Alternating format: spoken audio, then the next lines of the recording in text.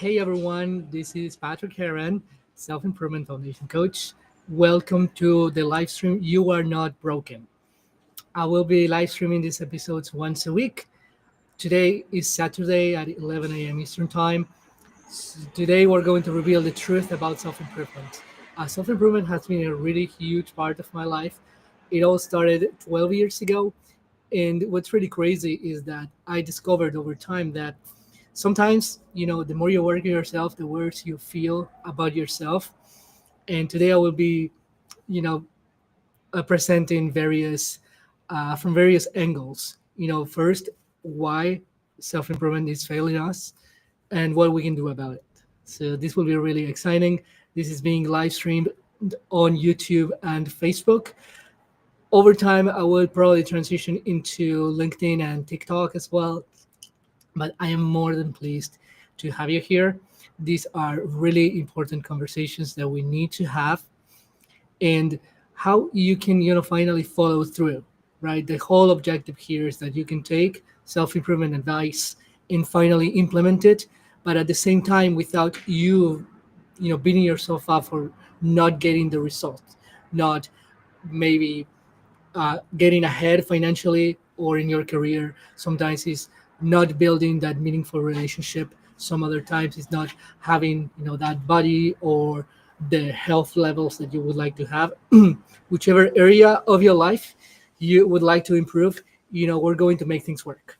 And the biggest premise here is that you are not broken and the systems are actually not designed for you. With that said, there's going to be a lot of stories to share, a lot of teachings, and let's dive right in. This live stream will be divided into various sections that I'm going to break down for you. So you're going to love this. The first section is going to be, hopefully everyone can see the screen, should be on the other side of the screen.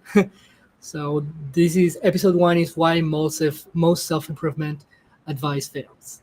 So this is really exciting, and that's what we're going to talk about. So everything I'm going to talk about today will be around this theme. So welcome everybody. So if you've ever read a book or started an online course to improve your lives, no matter which area is it, uh, often you find yourself stuck. Like you don't follow through, you fall in the cracks, you struggle to implement everything, or maybe you are working really hard, but you're not getting the results you're looking for. So that's why we're here. I want to break, the discipline myth. So you might be telling yourself often, I'm not disciplined enough. But what if that was not really the answer? I mean, here's the thing: discipline, telling yourself that you're not disciplined, it's it's a self-fulfilling prophecy. You're not going to become more disciplined by saying that you are not. So, and I'm gonna tell you, success, the way I see it, the way I view it, is not about discipline. Because here's the truth: I've discovered in my own life. You will hear some stories that you can be very disciplined and still not accomplish anything. It sounds awful insane, but that's a reality for a lot of people. My promise here is really to help you see real progress, to help you enjoy the process a whole lot more. That's probably one of the biggest pains about self improvement advice.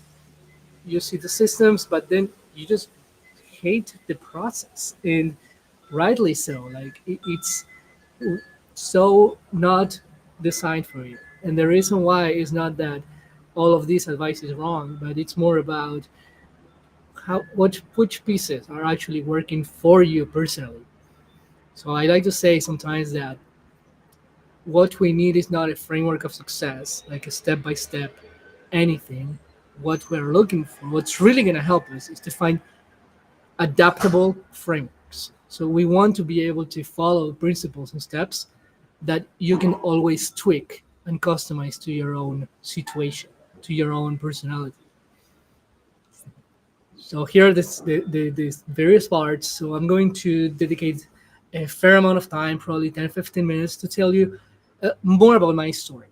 How I started, what I learned, how I failed, what I learned from those failures, And it's really ironic because it turns out that when you follow the same path I did, you're going to keep growing and keep learning, but then you're going to start feeling worse about yourself. So, and again, I don't want you to forget this ever. You're not failing because you're broken. Okay, the system is not built for you. In the next section, I'm going to. I love this section. I call it Journal with Patrick. So in this section, I will walk you through a little bit of my journaling method. You don't have to copy me exactly. I just want you to learn it and experiment a little bit. So I brought some books here. So I just want you to see what I have here. So all these are completed journals. So every page is filled. So that will be really exciting. My journaling method is called the one page game. If you want to know more about it, leave me a comment, tell me whatever. I don't have a website yet, but I'm happy to connect with people who are invested and those who really want to make things work for their lives, right? Accomplish what you really want and enjoy the process. Never forget it. So there's another segment that I think you'll find most valuable. This is really fun for me, and I do it constantly. I call it AI experiments with Patrick, right? So today in particular, I'm going to share. So for journaling with Patrick, I will share about failure. We're going to talk about that subject. I think it's never covered, well enough in any book or course in personal development, unless it is a resilience course. That's another story. Generally, failure is not covered. So under journaling with Patrick, I will tell about failure. Under AI experiments, today I will share a really nice experience of how I used AI to beat procrastination and start creating my own meditation audio series. I call it letting go of the past. It's fascinating stuff. So when we get to that section, you will learn more about it. There's going to be questions and answers section. So I highly encourage you to start dropping your questions in the comment section. I don't promise to look at everything that you're leaving me here, but you see, you've already been leaving comments here. So I will track the comments as well to the best of my abilities, but probably I will be very hooked into the presentation itself. So, um, yes, if I miss a question or two, don't feel like I'm ignoring you on purpose. I am not. So, leave your questions. I will go through the chat right before starting this segment, and I will start answering your questions. Also, um, in case there's not too many questions or you feel like you are complete, before this segment, I have brought my own questions that I will be answering live. So that will be really exciting. So let's leave a quick response here. There are people leaving comments in the chat. Awesome. Did I leave anything out? All right. Yeah, that's the conclusion. So we're going to get there. Let's go up in the slides. All right. So I prepared a little presentation that I call Why Self-Improvement Made Me Miserable until I discovered this. So what if I told you that self-improvement nearly ruined my life? So let's talk about this. How was the definition of doing the work? I read so many books. I took a lot of courses. I was journaling, meditating, visualizing, setting goals, repeating affirmations. I was doing everything just like my future depended on it. And I honestly believe that success was just one mindset away. That if I could raise my vibration, only good things would come. So it turns out my life wasn't improving. In fact, it got worse in so many ways. I had an online business that was completely stuck. I was putting in more effort than ever, like hours a day on strategy and content, outreach, and still I was barely getting any results. Like it was so heartbreaking. The harder I tried, the worse things were getting. Seriously. I remember thinking, I must be really messed up to be attracted to all this. So let that sink for a second and leave me a comment if you've ever felt like that. This is the dark side of personal growth that no one really talks about. Like when taking responsibility turns into self blame, your failures The failures are not a measure of your worth. The problem is that I didn't see it that way at the time. I thought I was the problem, not the system or the advice or the unrealistic expectations I was setting for myself. I thought it was me. And I was 100% convinced that my work was going to pay off someday, somehow. I believed that was the way. But what if it's not? What if the system you're using isn't actually broken, but it's simply not made for you? The rest of the presentation, I am going to share the exact moments where everything shifted. When I stopped chasing other people's way of life, other people's expectations of what success is, and started building my own foundation. I will explain you what that means too. This is not just a story about quitting, it's just about doing things differently. I'm not giving up on self improvement. On the contrary, I'm more invested than ever. So real growth doesn't come from trying harder, it comes from trusting yourself deeper. It's just like really difficult to do. So let's talk about when doing everything right goes wrong. If that if that statement resonates with you, please leave me a comment. I'll be happy to read it in a moment. I remember joining a coaching program a couple of years ago that promised to help me get coaching clients consistently. The structure was solid. Every day I was on Facebook, 2 hours, engaging, posting, and I was tracking everything that I did. I followed the routine exactly as they taught it. No shortcuts, nothing. I had the accountability to make it work even, and it worked. It sort of worked actually. So I was getting likes, I was getting in the DMs, I was booking Zoom calls every week, but I was hardly making any sales. Like people were not buying my coaching program. And then I kept telling myself, just keep going. It's only a matter of time. But then days turned into weeks and weeks into months, and sales barely worth it. I was killing myself. I was doing everything right and still feeling stuck. This is one of the most painful places you can be. You're not lazy, you're not unmotivated, you're just not seeing the results, but that can drive you crazy. It wasn't just me. You might blame yourself for everything, but then I started looking around it and saw some of my friends who were like drowning into this self blame as well. They couldn't finish those courses. In this case, it was business and marketing, always, with a sprinkle of personal development. They couldn't be consistent, and I don't think they didn't care. I don't think they didn't want it badly enough. But the system was not built for them to make it work. And instead of questioning the system, they questioned themselves. So that was my exact reflection. That was me as well. I remember one time one friend told me, "Hey, I guess I'm just lazy." And that really hit me. Like she wasn't lazy. I always refused to believe that. She was exhausted. That's the hustle culture that teaches us that any lack of results must mean that we lack discipline. That if you're struggling, it's because you're not trying hard enough. Here's what I learned. There's a huge difference between quitting and realizing that you're following the wrong path. When the path doesn't fit you, every step feels like a chore. You do it because you have to, and things get messy and dirty again in a short time. It's like trying to lift weights with the wrong form, if that makes sense. You get stronger, but you damage your body in the process. That's exactly how it felt.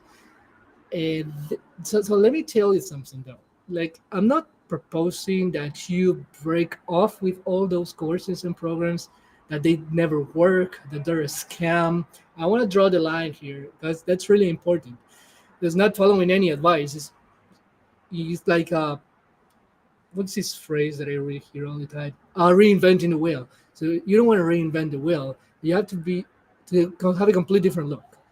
One that's less indoctrinated, less cultist about these experts, because it turns out that the systems work for some people. That's the minority, but for most other people, it will never work because there's a problem of suitability. Things don't fit because that's not the system for you. Now, let me tell you about this top 1% mindset issue. I really, really had a hard time grasping this concept because it turns out that it's almost like the experts and the highest successful people in the world, they just want to see a lot of people failing. Like, they sell you this idea that, oh, I want you to become the top 1%. And what about the rest? No one cares. It's only their fault. Like, everybody, creates their own circumstances. I don't buy that. So, but here's the part that nobody talks about. There is a pain ingrained in this mindset. Because if you're already up there, sure, the mindset makes sense with your what you've built, where you're at. But what if it doesn't? And that I think is a big reality that we live in. That everybody feels like they are top 1%, but then they look at the result, they look at the life circumstances, and say, "Well, I am here mentally, but I am down here, like in my success." So you have no idea how painful that is. In fact, I think you do have the idea because this presentation is meant for people who are actively working in their personal development. When you're exposed to the success stories, it creates a false sense of reality. When you're hooked in social media like I am, you just see these amplify like worse than ever. You almost feel like everyone around you is successful, but not you.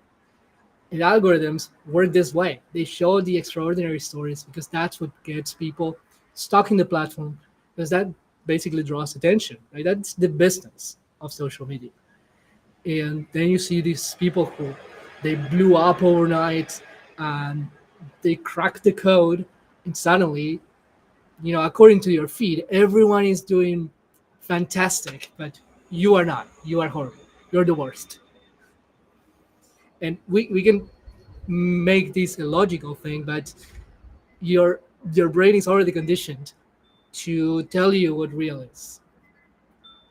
And I fell into this trap. Like, I was in the trap. I remember scrolling and seeing people celebrate. Oh, I made my first 10K months. Here's my viral post. I sold out my coaching program. There I was, grinding in silence, wondering, what am I doing wrong? The worst part is how quickly it destroys your self esteem. You start questioning every move. And in my case, I honestly didn't feel like I wasn't smart enough or didn't have what it takes. I just thought that life was being unfair. It's like, do they deserve all that? Why not me? And every day was a battle. I was working hard for results without getting them, and everyone online was getting results that they never miss a day to brag about. Leave me a comment if you think I'm a little too angry or too emotional. Let's give each other some like uh, engagement, right? And that is the paradox of self improvement. So the more advice you take, the worse you feel when you don't get the results. To make matters worse, you learned not to be a victim of your circumstances. That's what all those great books are about. You're not a victim of your circumstances. But then that ends up turning into blame. You blame yourself for everything. I always like to say that there's a major difference between blame and responsibility. I could talk about that, cover that in another session. Um, but here's the truth that I discovered. It took me so long, but I am here passing this to you because it's so important. Following someone else's formula can feel like forcing puzzle pieces that don't go together. You can try to make them fit, but deep down, They never will. In the end, working so hard on yourself creates problems that you thought you had already overcome. That was the most awful part about this whole thing. You started this journey to defeat self esteem, to become more confident. You gave up the victim mindset, and all of a sudden, at least in my case, I found myself 10 years later feeling worse about myself, losing my self esteem, and regaining a victim mindset. That hurts the most. And that's the real pain, the top 1% mindset. It's not just wasting money or time, it's way more than that. You lose your belief in yourself, and it doesn't matter how many tools or how many systems you end up collecting, nothing feels enough. I just want you to sit back for a second and think. It's really the systems. Like it's more than a system, it's a culture that is bringing most of us down. And that takes me to my next point. So this is where things get a little happy. Please bear with me. One day this hit me. I could no longer play this game with the methods and expectations that I didn't create. I spent years trying to squeeze myself into niches and formulas and step by step blueprints that promise success. So I know not everyone here watching might be an entrepreneur. So a niche basically means the narrow area of like expertise or knowledge or service that you're working with. So in my case, it's self-improvement seekers who struggle with following through and with self-worth, and that's what a niche is. And what I've been hearing the most is that you have to go so narrow that you eliminate the competition. That didn't work for me. One day I said, okay, I'm ditching this. It's enough. It doesn't work. So, and I remember that. So back to this niche idea, I said, yeah, narrow down, narrow down, narrow down. Doesn't work. So I remember looking at my three most important questions and saying, I am not doing any of that. So the three most important questions is an exercise that I learned from Vishen Lakiani, the co-founder of Mind Valley. It's a really great exercise. I highly recommend it. And it helps you get clear on your lifetime objectives. So it turns out that I had been working on my goals that I thought eventually would lead me to those lifetime objectives. But I was wrong. So let me repeat that in a different way. I thought that I needed to accomplish something smaller, different to my lifetime objective in order to get to that lifetime objective. So let me bring that down to a simpler example. I thought that I could help other entrepreneurs, deal with all these problems, right? Implementing, making their money worth for the courses are taking, make a plan that actually suits them, etc., etc. But then I said, what I really like, my true passion is personal development. And for the longest time, I've been told that what self-help, personal development, whatever you want to call it, it's a very broad topic. Like if you try to get yourself into this, I remember a specific expert telling me this. If you want to get yourself into this, you're competing with Deepak Chopra, Tony Robbins, and you're not gonna win. Now looking back, I said, well, that totally sucks. That's really bad advice. Then I said, you know what? If this is what I want, I don't care who I'm competing with. I am going to find my own way, my own angle, my own whatever, because I know what I learned is valuable and unique, and a lot of people need it. So I ditched the formula, I ditched the niche concept, and I said, this is what I want. So my lifetime objectives, here's two very important ones that I want to mention. Becoming a public speaker and the best-selling author. Those dreams were way bigger than the niche. And they weren't just about quick wins. They were about building something that could last a lifetime. And I wasn't even thinking about the money. I didn't care about that anymore. It's not like I didn't need the money, but forget it. So instead of grinding away at strategies that didn't fit, I started creating habits that felt like me, habits that aligned with my strengths. not for the algorithms, not for the attention. Just made me. Um, I just had to do it for myself. I remember started writing every day, and I didn't care about any validation from the outer world. I just said, you know what, this is gonna make me a better writer. This is going to eventually turn into a book, and most importantly, this I enjoy it. Like you gotta enjoy it. And the same with public speaking. I started speaking my ideas into my phone. I literally would just grab my phone like this and speak into it, and then I would transcribe my ideas, and that's it.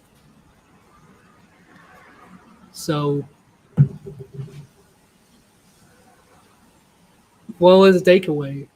Why was I doing that? And I was I was recording my thoughts. I was becoming a better communicator, which is exactly going straight to the point. And I could turn all these thoughts into content, which I ended up doing. But it was not for the praise or the views or the attention. Um, I just did it for the sake of it.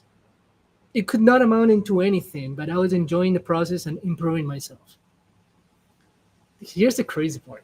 Um, Once I stopped obsessing over what works, I started creating work that actually suited me. The content I wrote connected more. The ideas I am sharing now feel feel more authentic, and because they are authentic, people people will listen more. That's my take. And the real breakthrough is that I don't have to chase success, and all I need to care about is being diligent about putting my actions into alignment with my lifetime objectives. That takes me to a very fascinating concept that I just discovered, and I sort of explained already, but let me show you. Conditionless actions. This concept changed everything about how I approached my personal development, my business, and my entire life. For years, I connected, you know, an action to an outcome. I said, I am doing this because this is on the other side. Write a post to get likes, launch a product to get sales, even meditate to feel calm, if you will. Every action needed to prove itself. Otherwise, I would not do it, or I would be very inconsistent about it. Does that sound familiar? If it does, please leave a comment. I would love to hear what you have to say. And don't forget questions if you have them. So when the outcome doesn't come, that's the problem. When you don't create the outcome, you are failing. You are a failure. Do you see how destructive that is? So conditionless actions flips everything upside down. Conditionless means that you're doing the work without the need for proof that it's working. Writing, because writing itself is valuable. Speaking, because speaking itself makes you stronger, or whatever. Journaling gives me so much clarity and progress and consistency. And I enjoy the process. I enjoy journaling. Small wins compound. It's so incredible. I will talk about my journaling another place, but it's just like I found relief. That's the summary of this whole thing. And the beauty of a conditionless action is that you're not grinding until the results arrive. It's about creating habits that will pay off no matter what. I don't want you to forget that. Find habits that pay off no matter what. You win by doing the action itself. Results are a byproduct of that. You don't force anything. And here's the best part: conditionless actions build trust in yourself. Because instead of constantly checking if the world approves, if the world likes you, you build proof inside of yourself. You see yourself showing up, growing. And that's the kind of success that no one can take away. You don't receive it by others, and no one can take it. Conditionless is freedom. freedom from comparing yourself to others, freedom from obsessing over timelines, freedom from the shame of not being there yet. Because the truth is, the people who grow the most aren't the ones chasing the most impressive goals. They are the ones who create actions that matter whether or not anyone is watching. So remember, you're not broken. The problem isn't you. The problem is trying to live by the rules that were never made for you. When you stop forcing yourself into someone else's formula, you start building that foundation that fits your strengths and your values and your personality. That's when things finally shift. That's when growth feels natural. That's when you stop forcing it. Conditionless actions are not just a strategy, are a way of life. You show up for the sake of showing up. You create because creating itself makes you better. And that's enough. That should be enough. If this message resonates with you, um, give me a like, give me a subscribe, and most importantly, try to take these concepts into your life. If you know that need help with that, let me know too. But yeah, grow in your own terms, ditch guilt, ditch shame, and forget about the external validation of others.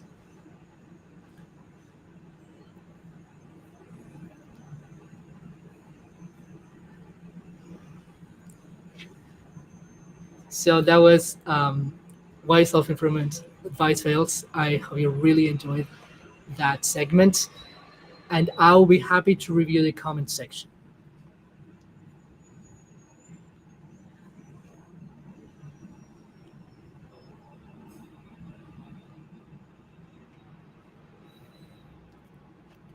Well, let's move on to the next segment. That was very exciting. I must say, I spent a lot of time preparing that presentation. It's totally okay. Um, so let's go to the next part. So you'll love this.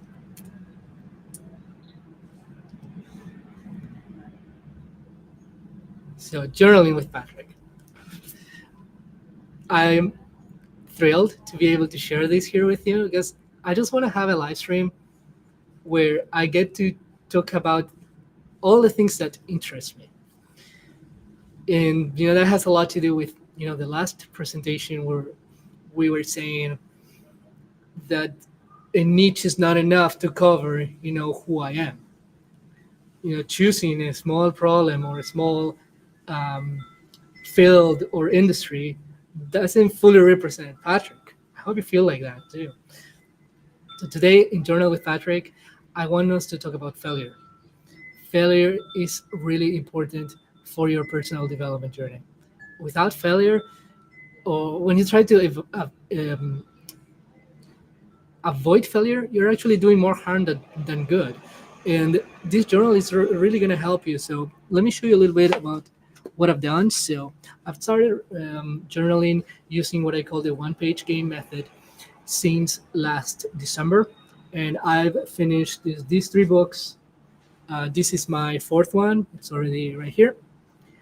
And every day I go through six prompts that I created. They are very significant. They are very meaningful, and I want you to know that uh, it took me a long time to build this, and the reason why is that I was having different problems in the past. So here's the thing: I realized you've heard some of my journey probably, and I realized that I was not consistent enough. I was not following through. I didn't have enough accountability or self accountability to make things work. And one day I came up with a form, like a template, that was going to have prompts, obviously, and help me track what I was doing month in and month out. I said, well, this is actually so helpful because that way I don't fall off track. It really works.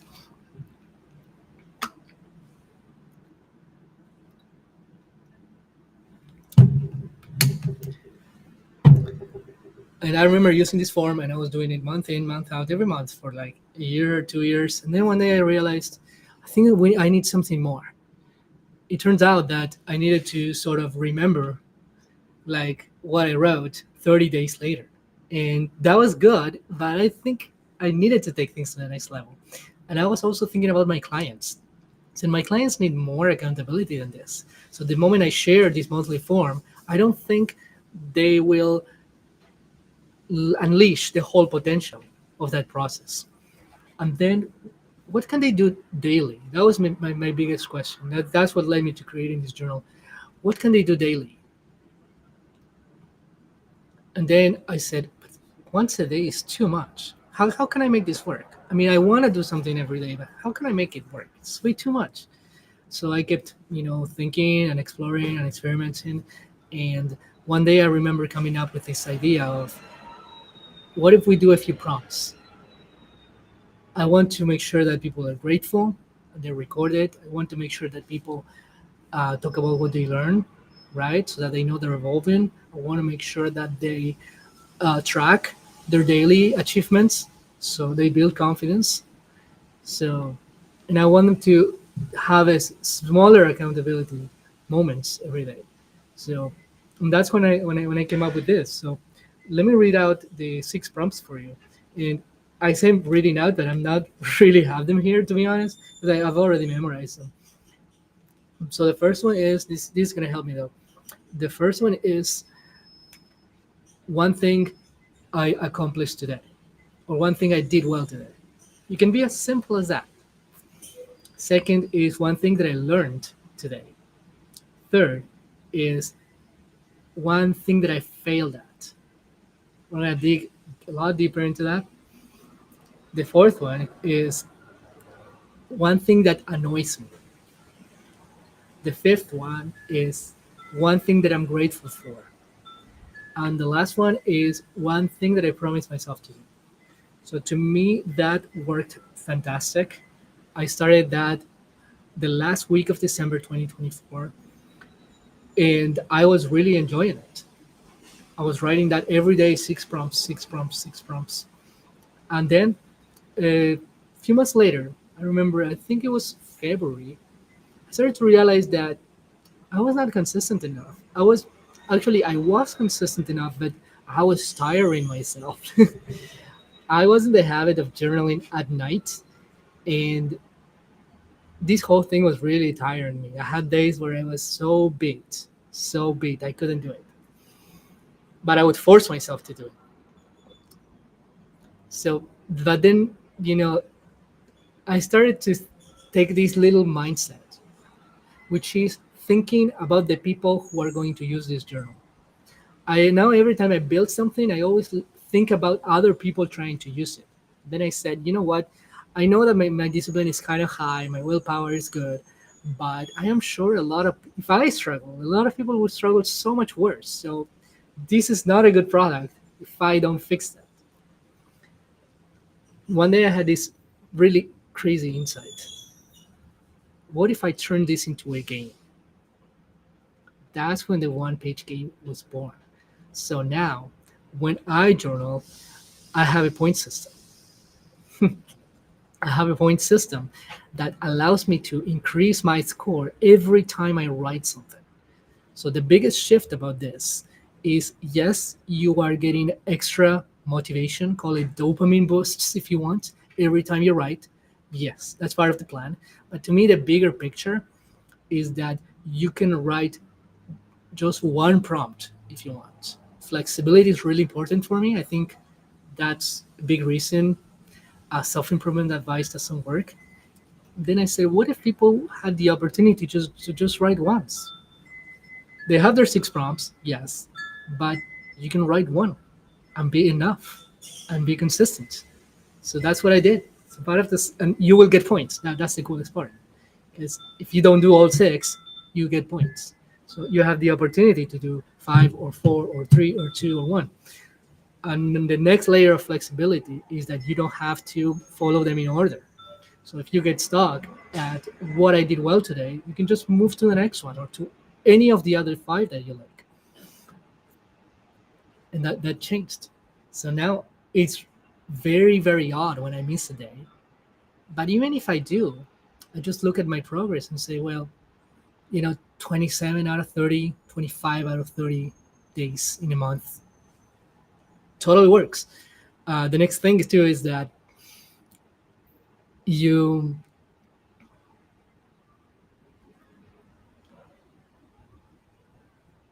you don't beat yourself up. Every progress matters. And one thing I've noticed that a lot of apps and products do is to show you streaks. So streaks, probably I'm sure you've seen this idea before implemented, is that you have a record showing that every day you did something, and then you get like extra points or extra something or extra bonuses for how consistent you've been without missing a day. But then I said, you know what? I don't like that. The reason I don't like it is that because it beats people up. It's a punishment for missing one day. And as much as I care about consistency, we're humans and everybody will miss a day at some point. I still do. This month I probably missed 5 journaling nights. But when I look at what I did accomplish, I said, this is okay. Now let's talk about failure a little bit. I mean, when you think about it, this whole journal method is structured for you to feel good about failure, for you to be compassionate to yourself that you just failed and you can move on. You haven't really lost that much. The next part that I want to explore in the next couple of minutes is prompt number 3. One thing that I failed at. So some people say that if you haven't failed at anything, on any given day, probably you haven't done things that are worth it. And as much as I agree with that, I don't fully agree with that. But my point is that you're probably shying away or holding in so many things. You're not trying new things. You're not speaking up. And if you haven't failed, probably your day is not complete in a way. So I always write one thing that I failed at, and surprisingly, every day I find something. And what's really cool too is that, at least for myself, an extra benefit to this is that I notice that I am willing to try more, because once I get home and I look at the things that I did and didn't do, I say, you know what, this thing I didn't do, I get to write it in my journal, and you get some points. Many things that I failed at on any given day, I was able to correct them the next day or the next week or the next month.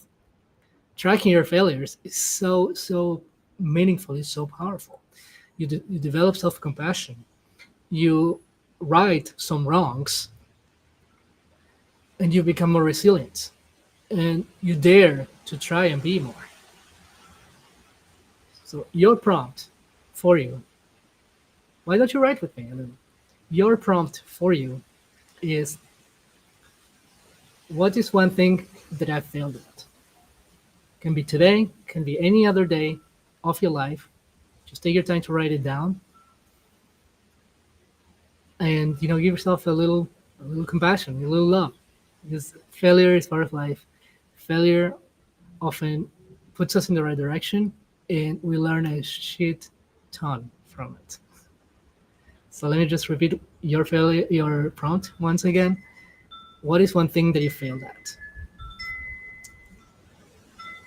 That was Journaling with Patrick. Thank you for joining me, and we can move on to the next segment. I could be live streaming for hours, to be honest. I'm going to stop sharing my screen for a moment so that I can share ChatGPT with you.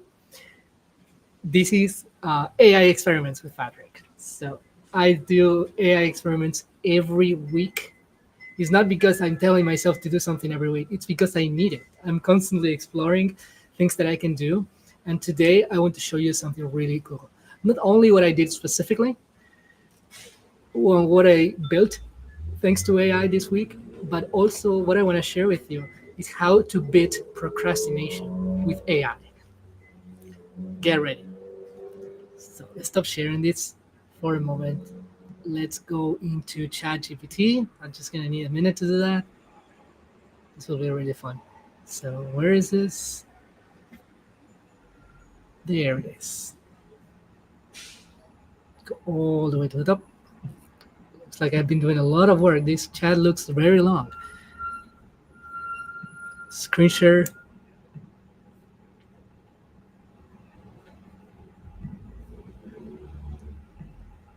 Here we go.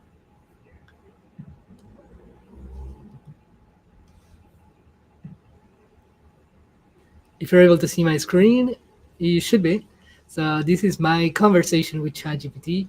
I am using ChatGPT 5. I believe everyone has access to this free version, pro version, doesn't matter. My experiment is what? Scripting my audio meditations.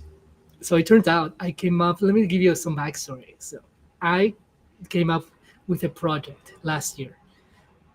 I wanted to design a challenge, like a 5 days free course to help people let go of the past. If you've been following me for long enough, you know I know what I'm talking about. And then I remember I developed some really cool exercises. I said, you know what, these are really awesome. I cover limiting beliefs, I cover forgiving the past, I cover forgiving yourself. Uh, so many things. I hope you conquer fear. If that's helpful for you, leave me a comment. And I remember I did these exercises by myself. I always like to build things and try them myself right away. And I said, you know what, this is so valuable. Like, especially overcoming my fears. I think that was really, really strong. I just followed a series of prompts and I did it. But then I said, you know what, I feel like I should be doing this more often. Like, there's always fears, limiting beliefs, situations you have to forgive yourself for. So how can I do this more often? Like, I have so much stuff to do. Like, I'm sure that you do too. We all have a life. We're all humans. We have responsibilities. We have schedules. So how can I stay consistent with this? Because I would like to be able to just get rid of those things and move on with my life and be more productive and be more present. Then I said I had this insight. I said, what if I created some meditations around this? The idea was thrilling. I was so excited. So what happened next is I started, doing this work. I created a little folder on my Google Drive called meditation, letting go of the past meditations. I never started. I spent a really long time focusing on a lot of other things, and I never got started with that. So many months went by, and what I was doing, what procrastinating, right? So just so you know, I wanted to throw this out there. I think it's going to be helpful. People are not procrastinators. That's not an identity. That's not a personal flaw. We procrastinate certain things. And yes, sometimes those things are really important, but we do it. And I might be very consistent, but I procrastinated on this meditation project. Then, as a lot of time went by, and I started to learn that ChatGPT and AI models in general became so smart, like a lot smarter. If you go, you can only go 6 months back, and AI evolved like incredibly. Like, things that seemed impossible before are so doable today and quickly. Then I told myself, I remember running many other AI experiments, which I could tell you about another day. And one day I said, I'm going to do this. I'm going to apply AI to my meditation audios and see what happens. So it's not so important. I really want you to see my process, how I did that with AI. That's why I'm sharing my screen.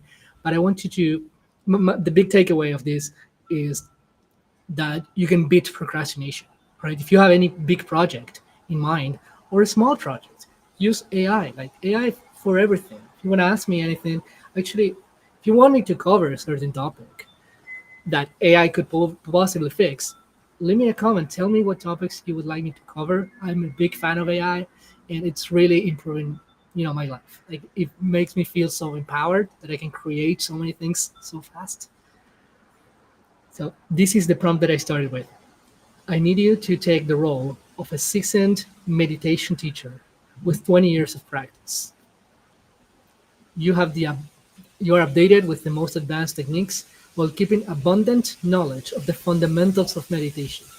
You have developed many meditation audios that help people achieve inner peace, heal from disease, and become confident in themselves as well as manifesting what they desire in life.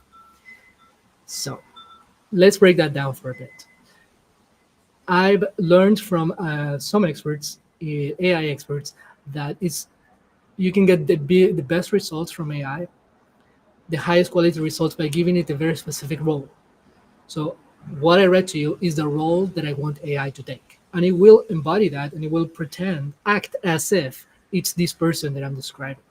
That will help the output be significantly better compared to me trying not to give AI a specific role. As you can tell, by the way, this I didn't use any. I didn't use prompt design or prompt crafting. Like I didn't look for an expert. I didn't use AI to build my own prompt. I just want you to know that this role definition that I did here comes from somebody who is knowledgeable of meditation. So I just want you to throw that out there in case you think this is easy to do. The next thing that I did was to say what I want. Started with the role, then you say what you want. With that said, I want your guidance to script my own meditation series. The series is called Letting Go of the Past. The outcome will be a 5 to 10 minutes meditation script that include breathing, words of empathy, and other elements you find pertinent to an effective meditation. So I'm opening the door for AI to put their own input because AI is about to become a meditator, a meditation expert. So I'm opening the door for it to add to what I have. Let me know that you understand your role and objective, and I will share my resources to get started. So my resources are what I explained to you earlier. It's uh, my letting go of the past exercises. So that's how we're going to turn written and mental exercises into audio meditations. So let's see what AI is responding. I understand completely. I will step into the role of a seasoned meditation teacher, etc., etc. Our objective is to create a series of meditation scripts under the theme letting go of the past. Okay, so I like to also I learned this from from an expert as well. I like to say at the end of my prompts, especially when I'm starting a new chat, that they have to tell me that they understand. So by getting this summary, I know that AI and me, we are both in the same page. Would you like me to start? And then uh, what I did is to share an outline. So in this part of the chat where I'm speaking, I say that I have 5 exercises. Then it takes it, and then it's going to always give suggestions. I appreciate that. Also, one little tip: if you are into AI, every time it gives me every time I get an output from it, I ask it to explain me why it works. You can also set that up in a prompt saying, you know what, every time you finish something, I want you to tell me why it works and what you recommend to make it better. You can do that. I don't do it myself, but I like to ask that follow up question. Can you tell me why it works? So then it's, throwing everything at me. It's going to add an introduction and a conclusion audio.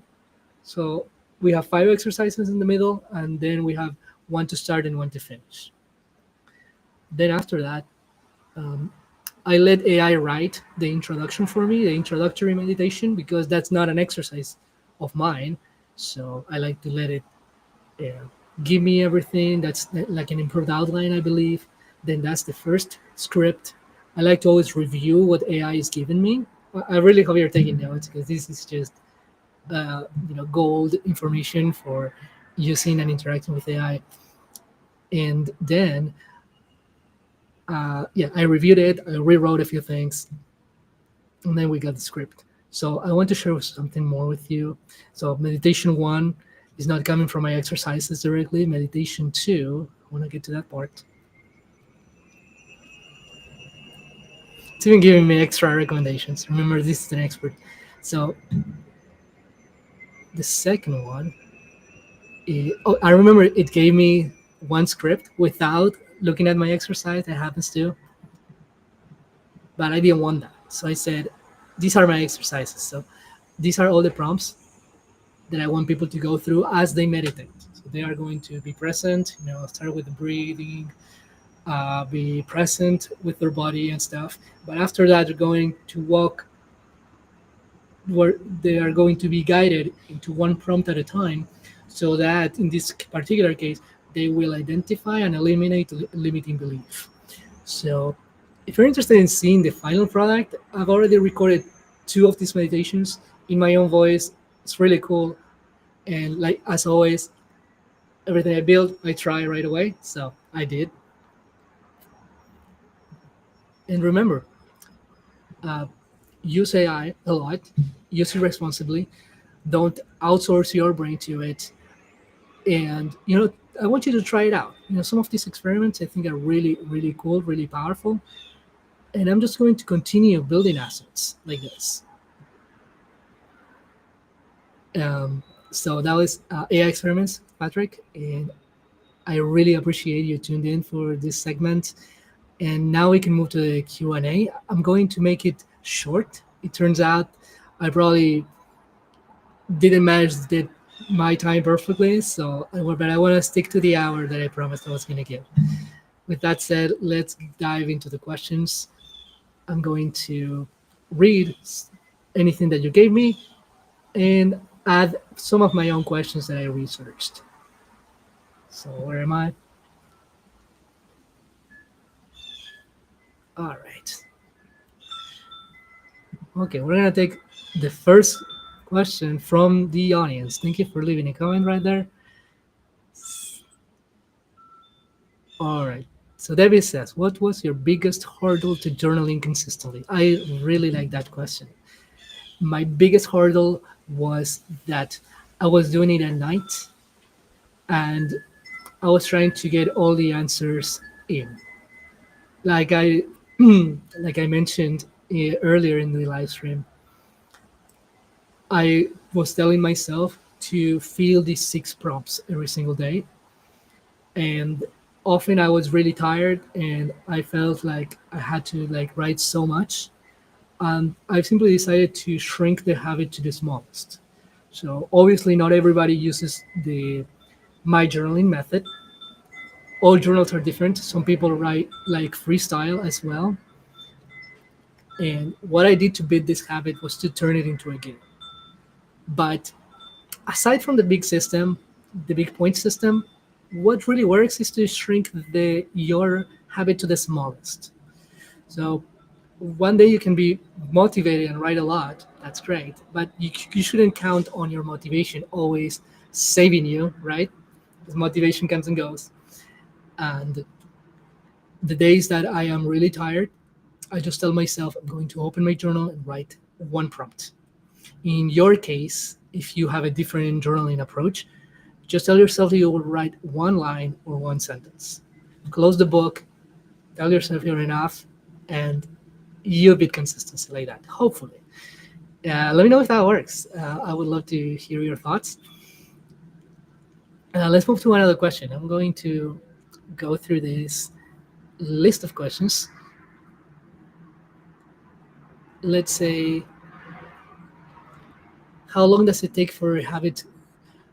How long does it take to form a new habit and stick to it? It's really crazy about this. I'm going to use a resource to answer this question because it turns out that I've been wrong for so long.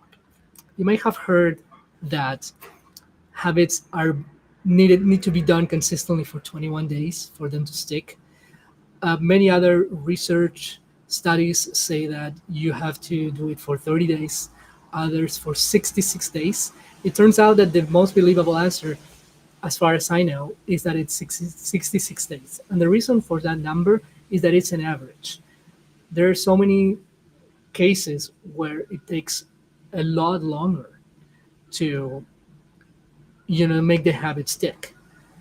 And then 21 days could be the minimum, but 66 days seems to be the more widely accepted number. However, let me bring a nuance to this. I learned something different this year, completely.